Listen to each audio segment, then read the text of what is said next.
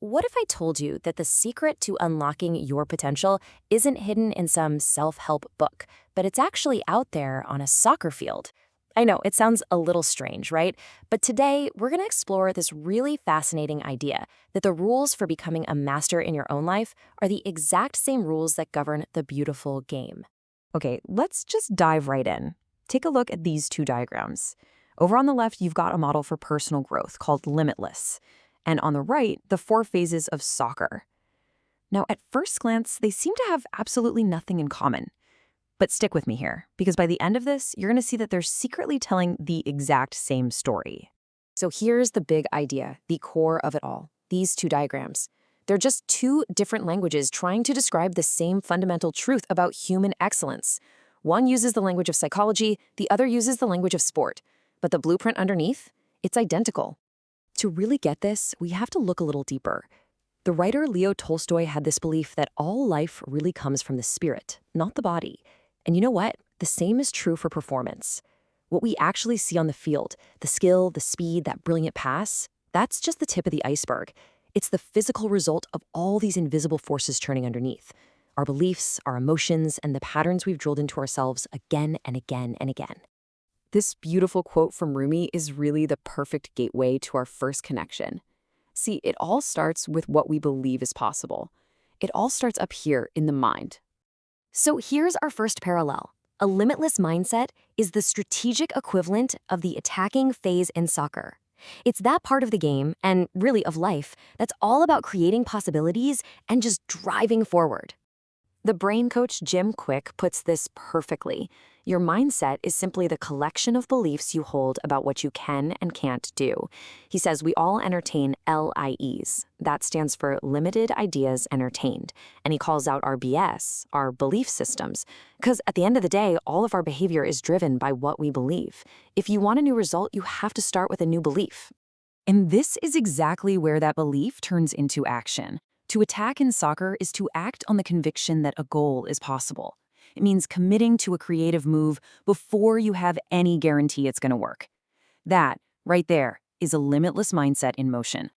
Just think about the story of quarterback Aaron Rodgers. He spent 3 years as an understudy, never even touching the field in a real game. He could have seen that as a huge limitation, but instead, he used that time to build an absolutely unstoppable mindset. He mastered every tiny detail of his craft. He actually taught himself to love the boring, repetitive work because he knew it was the foundation for everything that was to come. Now that is an attacker's mindset. Okay, let's move to the other side of the ball. If mindset is our attack, then having proven methods, well, that's our defense. This is the solid foundation that holds steady when the pressure is really on. But first, get ready for this number, because it's kind of shocking. Research shows that we lose 80% of new information within 48 hours if we don't have a specific method to lock it in. 80%! It just vanishes. And that's exactly why just wanting to learn is never, ever enough. So here's the crucial point. Methods are the systems we use to fight back against that natural decay of knowledge. They are the specific, repeatable techniques that turn fragile new information into durable, deeply ingrained skill. And this just brilliantly illustrates the connection to the game. A great defender isn't just making it up as they go. Under the intense pressure of a counterattack, there's no time to think. They recall their training.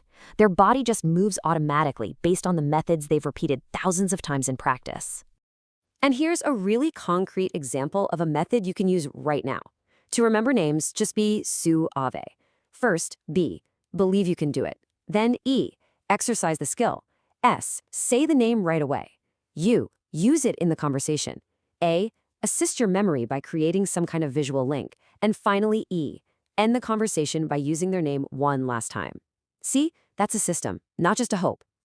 And that's really the bottom line here, isn't it? Gandhi said it best. Methods aren't about what you know in your head. They're about what you do.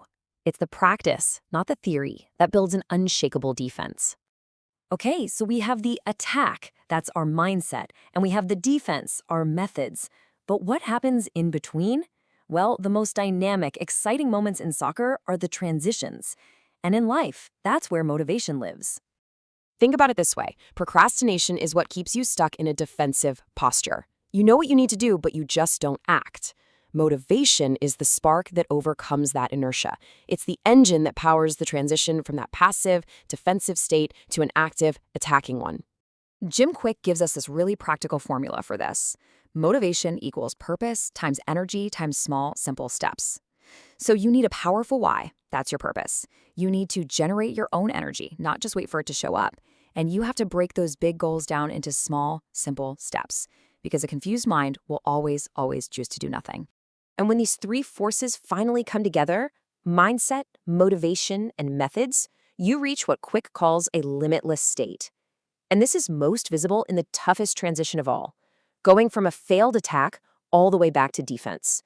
It's that ability to absorb a setback and respond instantly with total composure and grace. All right, let's make this even more personal. Just like a soccer team needs different types of players for different roles on the field, our brains have their own unique default settings. Knowing your type is a huge strategic advantage. This CODE framework gives us 4 types. So, are you a cheetah, quick and instinctive, just built for those fast transitions? Or maybe an owl, analytical and methodical, a natural defensive anchor?